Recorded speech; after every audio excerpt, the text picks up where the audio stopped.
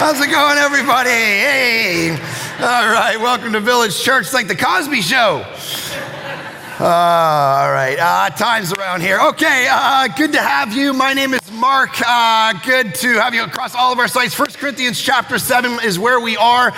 Really important text that Paul lays out. He's been dealing with marriage. Last week he did with singleness, and now he hits this kind of different, interesting concept that on first blush might look odd. It might look like this has no application. We're not really sure what's going on. But then it actually makes a lot of sense. And so in chapter 7, verse 17, he says this. It's very interesting because oftentimes we think in life, what he does is he kind of reframes our spiritual life, reframes spirituality in general, which is good because the Masterclass of life is all about who is God, what is our morality, what are family, what do we do with sex and money and all these issues that he's been hitting. And those of you who are new to our church has actually been growing throughout the Masterclass series through skeptics and seekers who are coming, like, what does the Bible actually have to say about all these different issues in life? And now he hits this very interesting one where he says, only let each person lead the life that the Lord has assigned to him and to which God has called him. And this phrase, God has called him, is very interesting because there's a few things to it. So on one level, what it does is it reframes your life and spirituality in general vertically rather than horizontally. So what we tend to do is think of life horizontally. What am I going to do with my family? What am I going to do with my money? What am I going to do with my school life? What am I going to do with these things? And he says, actually, the question you have to answer is a vertical question. And the question is about this question of God. And some of you haven't really figured this out yet. You just relate to the world horizontally with normal things in life, and you haven't answered this vertical question yet of who is God? Did he actually appear in the person of Jesus? Did Jesus pay for my sins? Some of you haven't even wrestled the question about the existence of God to the ground yet. And of course, that was how I grew up, very skeptical, needed the philosophical, needed the historical, needed the psychological arguments to actually ever begin to believe in God. And so what he does is he says, some of you sitting here across these sites, you haven't figured this question of God out yet, and you got to figure this out. You got to wrestle this. Does he actually exist? Did he come through the veil?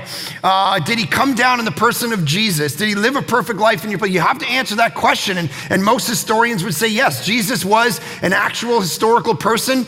There was at least 12 people outside the Bible that actually talked about Jesus that had no Christian agenda at all. And then the question is, okay, if he did exist, is he who he said he was? Because he made massive claims about himself. And is the tomb really empty? Because if that's true, then we have to all deal with the question of Jesus. All of that is kind of going around this question of the question of God. That is one of the massive questions of the Masterclass of life. And you've got to figure it out. Because as C.S. Lewis said, one day if God exists, you're going to face him as judge. And the question will not be you sitting around saying, yeah, but my neighbor wasn't a nice guy, so I didn't believe in Jesus. Or I read something about witches back in the day. They used to burn witches in the Christian church, and I don't, like the things.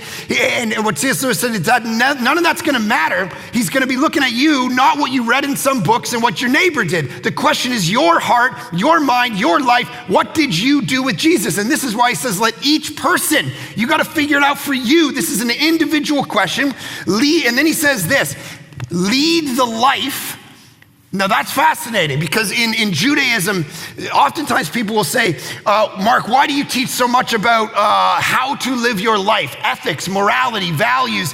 Why don't you just teach doctrine? Why don't you just teach theology? Why don't you just teach soteriology? Why don't you just teach epistemology? Why don't you just give ideas and then let people figure their life out? Why do you keep talking about these things? It ostracizes people. It makes people feel uncomfortable. And it's like, because constantly in the New Testament, he talks about how you live your life. And this comes from a Jewish concept called halakha, where basically what they said is, I got to talk about the way you actually walk in life. How are you a human being? How do you function yourself through the world? And the New Testament comes along and it says, listen, there are ethical issues. There's a way of being truly human. There's a way of being human that's different and better than every other way of being human. You love your enemy. You absorb rather than go after them. Greed, no matter what you think in yourself, is wrong. This kind of lust is wrong. Absorbing evil is the right way versus reacting against people. Loving your spouse and sacrificing for them no matter what you feel in your heart. This is how to live generously. You don't just get wealth and accumulate it and never be generous. All of these things are a way of life. Lead the actual life, not just having a doctrinal idea, but actually leading the life that God has called you to is actually part of the reality of the Christian world and the Christian call.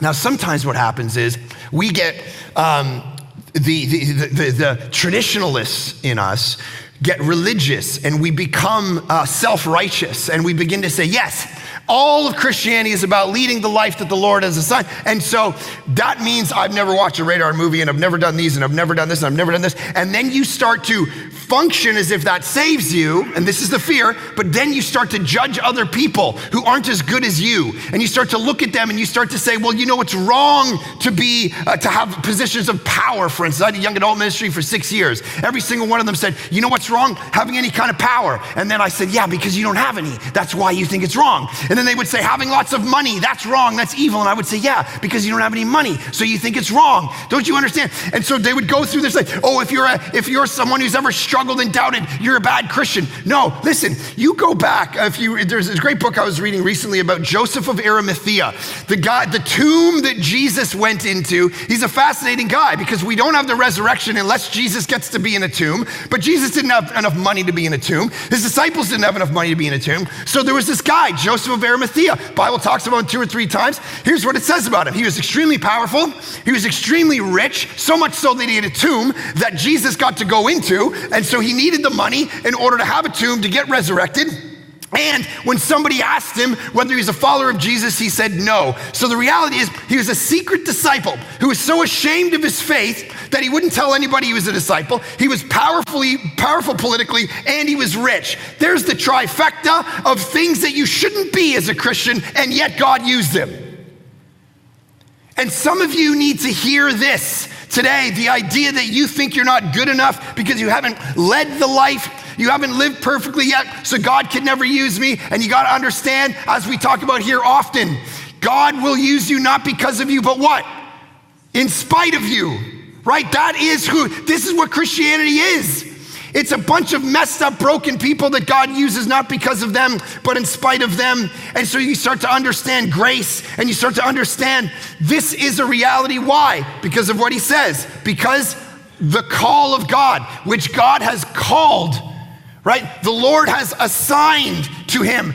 God has called him, meaning your life is the call of God on your life, not your own doing. It's about what God has done. It's about the world. See, salvation starts with him. He moves on you. He calls you. He assigns you. He is in ultimate sovereign control of everything that happens in the universe and your life, which is really good because I met some of you and I wouldn't want you in control of anything. And the reality is God's going, I'm assigned. I'm the one, which is good because what he's saying is I want the world to feel my glory. And the word glory means weight. He's saying, I want the world to feel me, not you, which means a lot of things. It means that God's saying, hey, I actually want people to feel my love, to feel my grace, to feel my movement in their life rather than you. And if you always put yourself forward, it's kind of like this. So in high school, I was like grade 9 or 10 or something. I used to have a temper. Used to, not anymore. And so I remember there was this teacher, and we were in gym class, and we went in to play squash, okay? I'd never played squash in my life. I didn't have any great aspirations to become a squash player, professional squash player, but for some reason, me and my buddy were jacked up. We're like, hey, we gotta play squash, and we're next in the court. So it's the whole class, all right, 50 people up on this thing, and you go into the court, and you play in front of them, right? So me and my buddy were like ready to go.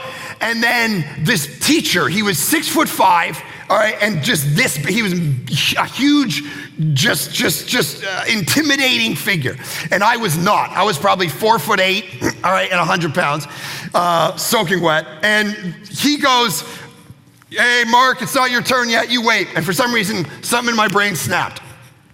And I ran up, I walked up to this guy in front of everybody. I just started, I'm throwing my squash rock. I'm like, and he's just looking down at me like he could have just gone, all right, and just away with you, child. And I'm like, and I'm screaming, I'm yelling, I'm swearing at him. And all of a sudden he says, go to the principal's office. So I go down, I get suspended. And I never forget, when I got suspended that day, my mom came to get me and she looks at me and she's like, don't you understand? Don't you get? And I'm like, what? She's like, how embarrassing this is for me. And I'm like, for you? Why is it embarrassing for you? You didn't yell at the teacher. What are you talking about? And she goes, because I'm your mother. And I began to realize this is how it functions. The reason that God says you got to live the life that I called you to in regard to your sexuality, in regard to your money, in regard to your family, in regard to your being a student, in regard to whatever, is because it reflects on me. It's not about how it reflects on you. It's about me. I'm your father, and if your life has supposedly been changed by me and my power, then you got to show the world that, rather than functioning in a way where you're trying to show them you. And so he's saying, God has assigned these things. I want to actually make the world feel me and my agenda versus your agenda. This attacks us at so many levels in the postmodern reality, in the modern world that says everything's about you. It's a, there was, I remember reading, if you read through the Gospel of Mark, Jesus gets to a point where he says something really scary. He says, whoever will give his life up for my name and the gospel, my sake and the gospel's sake, will save it. And it's a fascinating verse because I remember I was taking a young adult mission trip at the church I was working at before we planted the village, and we were going to Turkey. And so there's this whole group of people, we're going to Turkey, we're gonna tell people about Jesus on the streets of a Middle Eastern culture we've never been to. This was the idea, all right? So let's go to Turkey and save a bunch of people, it's gonna be great. So we prayed into it, we're all excited, got a bunch of people ready to go. And about a week before we went, I was reading the newspaper and this thing where it was like, okay, here's what happened in Turkey. There's these Christians, there's these two guys working at a factory, and they were Christians, and they would have these Muslims in for Bible study, and they would chat about Jesus all the time. And then one day, these guys showed up, tied the guy up on a chair, and tortured him to death and killed him. Even though the guy knew the cost, he actually did it anyway. And then all the TV cameras showed up and said, what are you gonna do about this? And came to the guy's wife who was killed, murdered, and tortured. And she said, here's the thing, they know not what they do, and I forgive them. And she quotes Jesus' words from the cross that these men didn't even know what they were doing when they killed my husband, and I already forgive them in my heart, and I just want them to know Jesus. Now, here's the crazy thing. Then we show up, and I'm like, okay, now this trip has become serious, because now we're going out to tell people about Jesus. A week ago, a guy was killed for loving Jesus in this country. I don't know what to do. We showed up, and I started going out and talking to people on the street with my translator, and I remember this one moment. We walked in, there was this group of young 30-year-old guys sitting around, and I walked up to them, and they were chatting and drinking tea and smoking, and I said, hey, I want to talk to you about Jesus. They're what? And so we got a Bible out and we started going through it. And they said, because it become national news that this lady had got on the news and said, they know not what they do, I forgive them. And so they said, why did she say this? Because in our culture, you don't forgive like that, you got to get them back. Why did she say this? And so I took to the Bible and I said, let me tell you about the words of Jesus. And I read the cross story and I said, they know not what they do. And literally what started to happen is one by one, all these guys started to surround my Bible and they started passing it around, reading it like it wasn't real. Like there's no way that could actually be a thing. And the one guy's like, whoa. And he takes my Bible and he goes, they know not what they do. And they look, well, how is that a thing? And the next guy's like, no. And he takes it and he's reading it. They know not what they do. And literally what I realized is, listen, here's my point, that in that moment, and in that moment in the news media, and in that moment, it was more important to God that the gospel advance than that this guy would stay alive another day. And the reality is this, Jesus says, here's what's more important, that the gospel advances than you live one more day. God will take you out just to advance the gospel because it's more important than you are. This is what he's saying. You can live in a world where, oh, you're the man. You're so important. Your story's the main story. You know, your whole life, you're so unique. You're so great. You're so wonderful. And God's going, I got a story here and you ain't the center of it. And I will take your life for the advancement of the gospel. Don't think I won't. And this is what Paul's trying to reframe in all of us. He's trying to say, how do you function in the world if you are number one? But if you function that God and his story is number one, it starts to change you. Because here's the modern story. The autonomous self is the ultimate self. Who you are and your personal advancement and your personal fulfillment and your soul, that's the main thing. And here's what he says. No. This is messed up. God assigns stuff. God calls stuff. God is actually in control. That the decision you have to make in life for all of us is this. He starts to talk about bondservants. For he who is called in the Lord as a bondservant is a freed man of the Lord. This concept of this is the Greek word doulos. It's slavery. You're a slave. That's literally what it means. And here's the question of life. Okay, this is one of the main questions of all of life that Paul raises in this for all of us to consider. The question is not whether you're going to be a slave. The only question in life is who you're going to be a slave of. You are a slave of one of two people. You're either a slave of humankind and the pressures of the world, or you're a slave of Jesus. That's it. Do not live under some kind of postmodern narrative where you're free and you make all these free will decisions and you just go through life and you're a blank slate and you just get to do whatever you want. You're not free. Read Martin Luther's sermon way back in the 1500s. He wrote a sermon called The Bondage of the Will. And he said, the concept that you have absolute free will is actually a pagan mythology, because the Bible actually teaches that you were born. Read Jesus when he says, out of the heart comes sexual immorality, murder, greed. What do you mean out of the heart? I thought I was born with a pure objective reality, and then when I grow up, I get to make decisions purely objectively. No, he says your heart is already geared when you are born to sin. That is your natural curve. That is your proclivity, right? That is the reality of your life. You are born into a situation. If you doubt it, just look at children. Watch them. They are wicked inside, all right? Wicked, to the point where like they think about things in such a way. And it's not just an innocent wickedness. Now it's a strategic one. Now let me explain. Okay. So my buddy literally told me this week. He has an 8-year-old son, okay? So 8-year-old son's the same size as and age as my daughter Bella, okay? So we're talking this, so picture this big, it's important. So this big, just going through the world, okay? This is literally what happened this week. Monday morning, his mom drops him off at school. Great, and the issue is usually pickup's an issue. They get there and he's late and it's a tension, but he's there. Monday, he was there right on time waiting. Picks him up, great. Tuesday, right on time waiting. Wednesday morning, he says, hey, I've been on time 2 days in a row. So here's the thing, Mom. What if today you let me stay at school half an hour longer? You just give it 30 more minutes before you come pick me up. And she goes, yeah, that sounds good. That's a great idea. Fine, great. And you'll just play with your friend. Yeah. Don't worry about it. Okay, great. So she says, next day, Wednesday comes around, drops him off in the morning, see you later. Waits 30 minutes. Gets a phone call Wednesday. Hey, Mom, where are you? I'm waiting for you from the school phone. Yeah, great. I'm just around the corner. Cool, I'm ready to go. Okay, perfect. Boom. She picks him up, goes home. Next day, her friend calls her and says, hey, I don't know if you know this or not. Let's say his name's David, all right? Little Davey, all right? I don't know if you know this or not, but Dave, I saw him walking with a big McDonald's drink down the road near the school yesterday after school. What? That's weird. My child's 8 years old. He's not allowed outside of the house without supervision. Yeah, I don't know. Ask him about it. Okay, so they get home that night. Hey, Dave, why were you? And here's what they pulled out of him over torture, over the evening. This kid, all right? Now think of the strategy this takes, the preemptive strategy.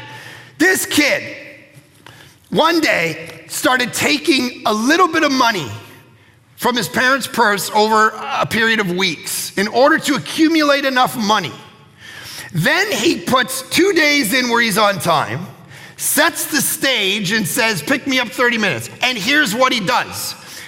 The bell rings. He then leaves the school, walks half a mile by himself to McDonald's, okay? Has enough money, goes in, orders a combo, a burger, fries and a drink, sits down in the McDonald's by himself. An 8-year-old, he's this tall, and just eats by himself and then walks all the way back. We're talking half a mile. There's traffic. It's not a forest. This is a busy street. And then just saunters back by himself, throws the drink out.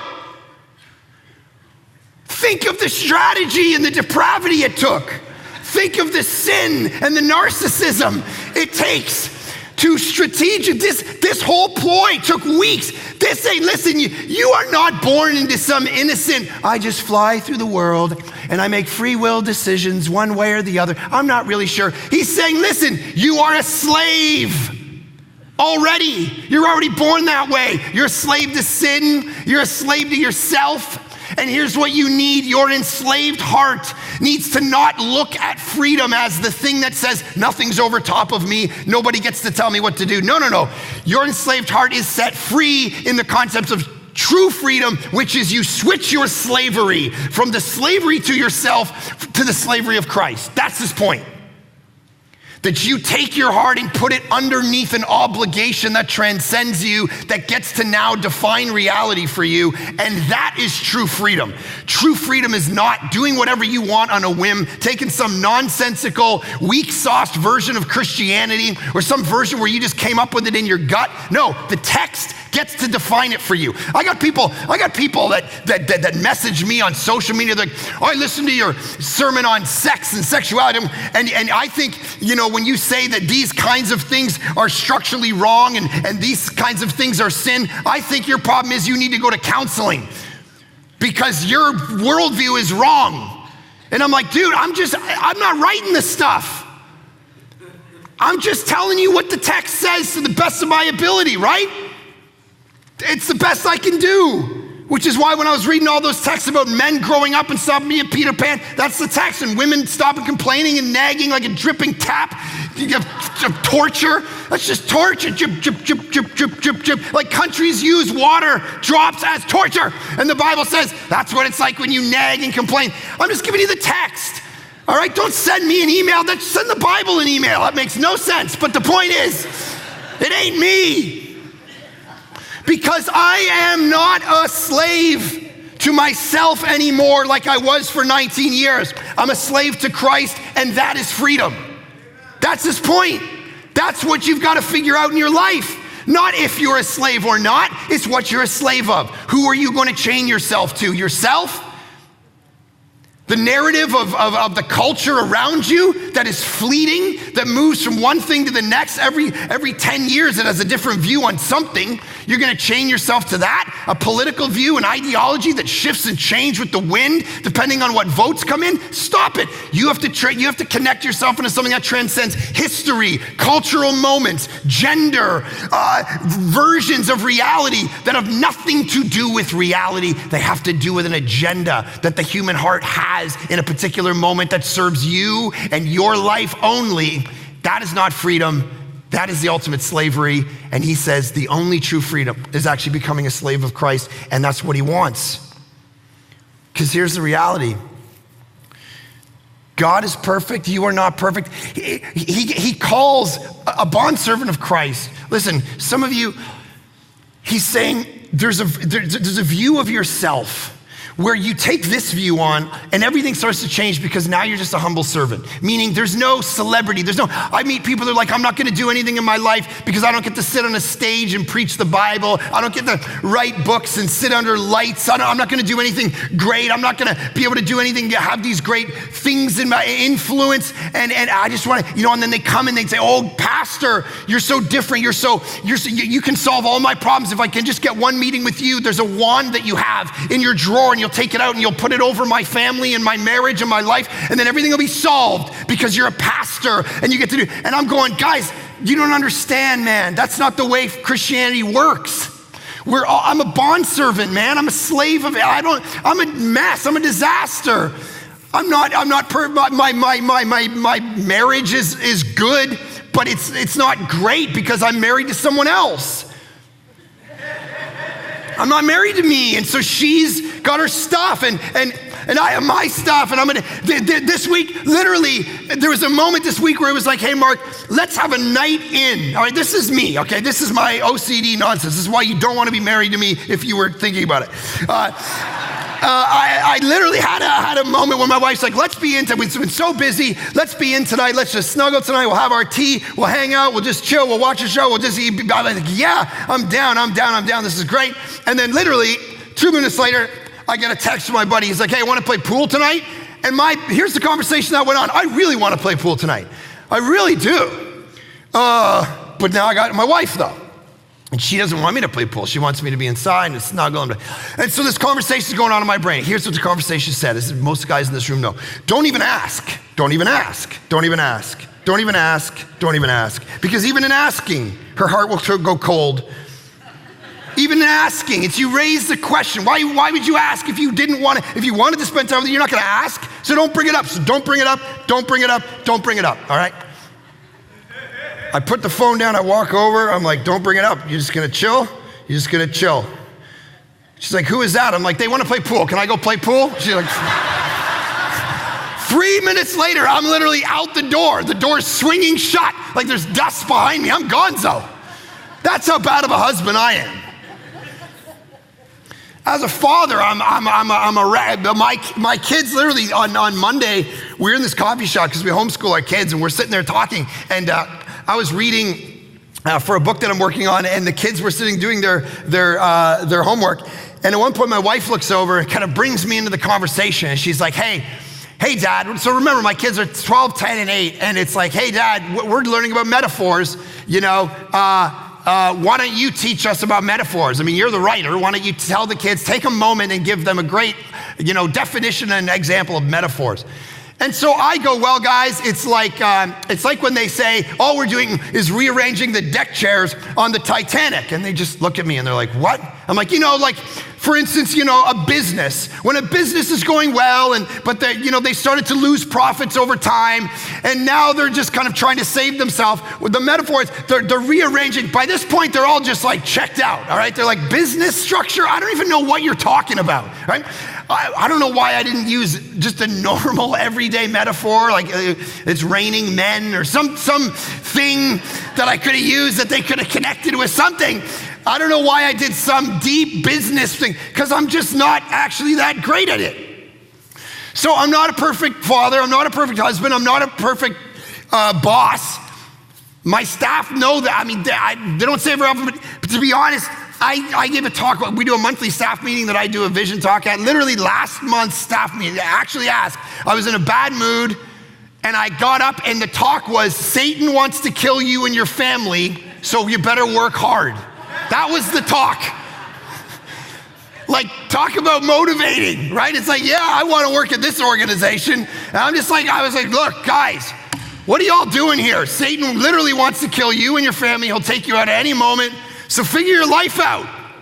All right, have a great week, all right? It was like, what? And this isn't my, right? So the point is, I'm not perfect. I got no wand to change your life. I am a fellow bondservant in Christ, period. And every time you want to try to live your faith vicariously through other people, including leaders, Paul would say, no, your definition of yourself is slave. Then he says this, and this is maybe the last big point I'll give you. He starts to give this interesting analogy that I think some of us need to hear. Let's just read this. Was anyone at the time of his call, he keeps coming back to this, already circumcised? So this is like a religious, social reality. This is what Jews did. They circumcised, and this was the demarcating factor of covenant membership. Let him not seek to remove the marks of circumcision. Was anyone at the time of his call uncircumcised? So was he a Jew? Was he a Gentile? Let him not seek circumcision. So he's saying, who are you when God called you? Don't try to shift that. Don't try to change that, right? And he's making a point. For neither circumcision counts for anything nor uncircumcision, which is E.P. Sanders, who's a great Pauline scholar, talks about this is one of the craziest sentences that Paul ever wrote, because as a Jew, that would mean so much. So you would die for that, right? Back in the day, you would die. Antiochus Epiphanes would boil people to death because they were Jews and because they would circumcise their kids. And he's saying it doesn't mean anything, but keeping the commandments of God is what matters. Each one should remain in the condition, here's what I want to get in which he was called. Remain in the condition. It's a very interesting phrase. He's basically saying, here's the big idea, and here's how I think it hits modern people. I think those of us who become Christians, or many of you sitting here right now, you look around and you see other people who are successful. They have more money than you.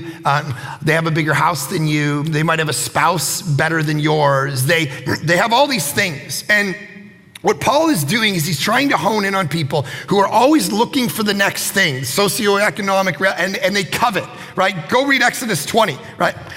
One of the 10 commandments is do not covet.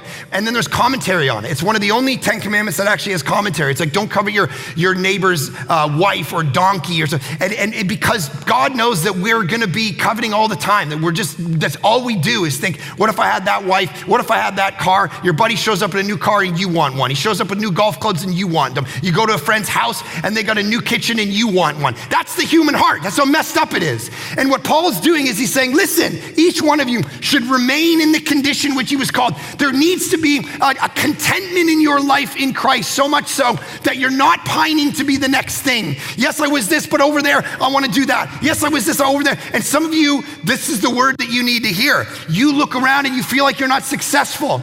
It's particularly men that I meet with, and men that are crying, or they're sitting there and they're filleting their family, their life, their health, and they're putting it all on the altar. They're sacrificing all those things. They work all the time because they want to just be like, just a little bit more. I want to be just that much more successful, that much more money. I want to be like them. And what he's saying here is, if you have a contentment which is in Jesus Christ, you got to look at your life and go, remain in the condition. I'm not telling you to not try to advance in life, but know that God can use you where you are. No matter how much of a gong show you are, no matter how much money you have, remain in the condition you are. Don't keep trying to pine and be somebody else. I'm telling you, some of you need to hear this. It's the most freeing thing in the world. You need to stop sacrificing your family and your life to get ahead and become something that maybe either God doesn't have for you or maybe he does. But the reality is, right where you are, how you are, who you are, how you're wired, that's who God has you wired as, and that's how he's gonna use. And this was brought to my mind when I was speaking in Sacramento a few weeks ago. And before I walked out, they said, hey, just remember to say hi to the Folsom Prison campus. And I'm like, Folsom Prison? That's a Johnny Cash thing, right?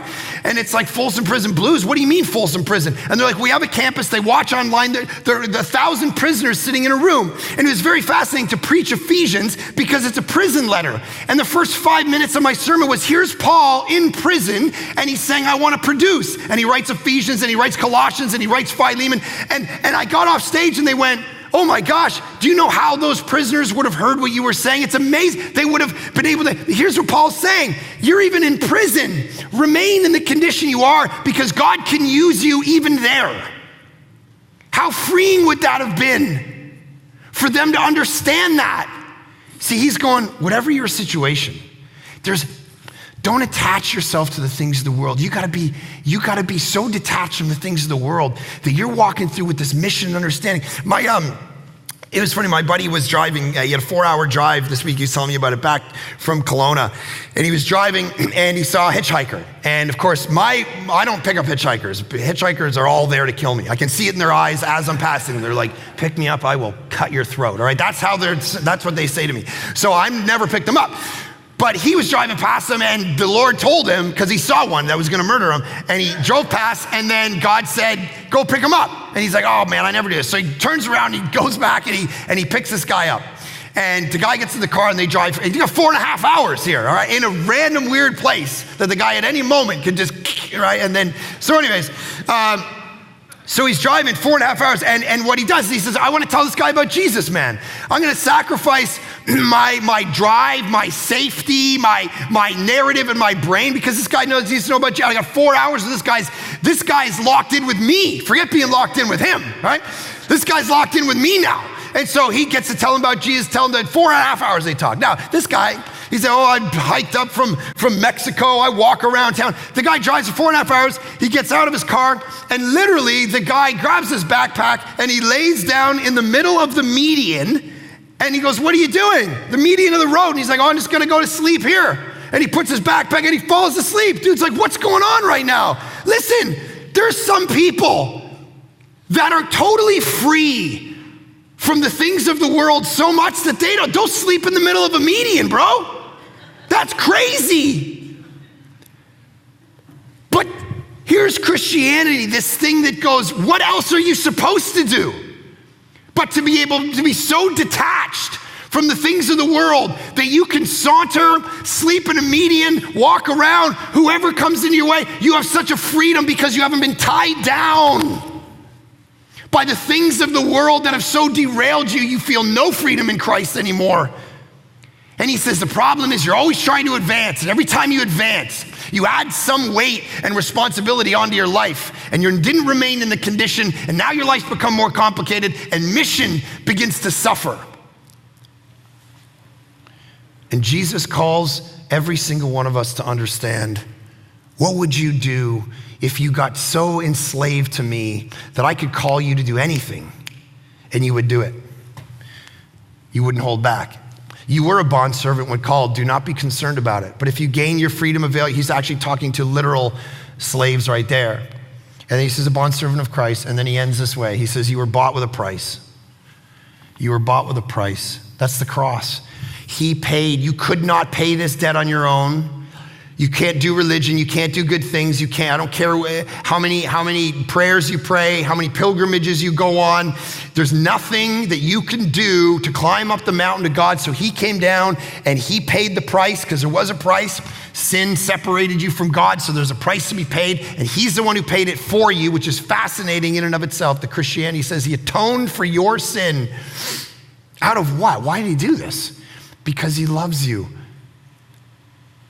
And some of you just need to hear that in a way that's like not sentimental and not the same old, like you need to hear profoundly, because you are pining and trying to work and work and work to change your circumstances. And he's going, right where you are, I can use you, by the way. If you're a slave, he goes through all these different years, male, female, slave, free, married, not married, divorced, whatever it is.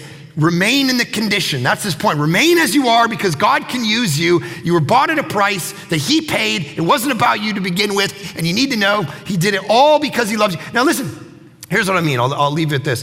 I remember the guy came into the office this week, and we chatted. And he said, you know, I'm a philosopher, and I've gone through a bit of an existential crisis in my life. And I really started to believe in existentialism. I started to believe that in naturalism. I moved away from all of Christianity and all of God, and I grew up in the church and whatever. And the reality is, a few weeks ago, I was staring out into the cold of the cosmos, realizing there is no meaning, there's no purpose, there's nothing.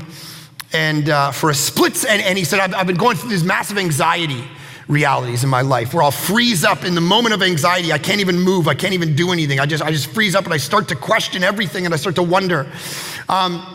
And then he said, and then I started saying, well, could Christianity be true? And then I said, no, it can't be. And some of you know this dialogue in your brain, those of you who are skeptics and trying to figure this out, because maybe the only reason I'm going to believe in it is because it's a crutch, because it sounds good and it makes life somewhat meaningful. And so that's driven by my agenda, so I'm not going to believe it just out of that. And he says, so I was staring out into the cosmos, realizing it's cold and meaningless. And for a split second, like just for the half a second, all of a sudden I was overwhelmed by this presence, and all the anxiety disappeared just for a half second. It's almost like there was a veil that got pulled back for half a second. I felt something and then it disappeared. And he said it was pure peace. And somehow I want this, but I don't know what to do, and I don't know how to get it. And I was sitting there in this meeting, and the Holy Spirit just told me what his problem was. And I said, let me tell you what your problem is. I don't know you. I've met with you for 30 minutes. Here's your problem. I said, there's a book called The God-Shaped Brain, where there's a psychologist who looks at the brain and he studies brain patterns as he reads people things from the Bible. And he says this: if you have a concept of God that he is only judge, only vengeful, only someone who wants to get you in the end, what'll happen is your brain will actually carve different patterns of difficulty in life and anxiety because you're trying to perform. It's like you're trying to perform for your dad, right? Those of you with daddy issues, all right? Right, raise your hand if you got some daddy issues like me. All right, I had a father who died when I was 15. All right, my stepfather, I wanted to impress him my whole life. All he wanted to do was see me succeed in life. And he never saw me succeed, by the way. He never saw me do it. I mean, I was a student. He died the third Sunday of Village Church. I never got to show my dads that I became anything. Not that I'm anything, but that I did anything with my life. It was like, You're a student, you're trying to figure your life out. I have great plans. My stepdad wanted me to succeed so bad. He would tell me that. He was like, you gotta work hard, you gotta work hard. And this is the same guy, like when I mouthed off to my mom, he picked me up off the ground in my garage and said, you ever talk to her like that, I will end you. Drop, and walked. I'm like, best advice I ever got. I wanted to show him I could do something, and he died the third Sunday at Village Church. I got the phone call before I got up and preached, flew back and did the funeral. If you have a concept of God where you're trying to please him like a dad who's upset with you and you have to perform for him, literally your brain pattern will function in a burdensome way. But, he says, if you have a concept of God that he is love, your brain actually begins to function vastly different, pattern-wise. And the problem with you is you think he's judge and you don't understand he is love. Not just he loves, he is the definition of love and the reason he could be that. And the concept of Christianity, the marketplace of ideas, is the best, because if you have a pure Unitarian version of God, he can't be love until he makes something, makes people, makes creatures, makes the world, then he can love. But in a Trinitarian version, Father, Son, Holy Spirit, who've been like that forever, there's always been a community of love, which is why the Bible can say God is by definition love. And the thing you need to understand is you need to be washed over with the reality of that he is love. And if you understand that, literally the anxiety begins to burn away. The paralyzing reality of your life that you're trying to perform goes away, and then you begin to understand the peace. And he literally looked at me, I'm not joking, you guys, and he said, I felt it just now as you were talking again. And how ironic is it that what I needed to hear as a philosopher, as a guy who came in here thinking I was smarter than you, the thing I needed to hear was the thing my parents were telling me in Sunday school since I was 3 years old. God loves you. And he is love. And he bought you with a price. And some of you, that's what you need to hear. And that's the only way you're ever gonna remain as you are.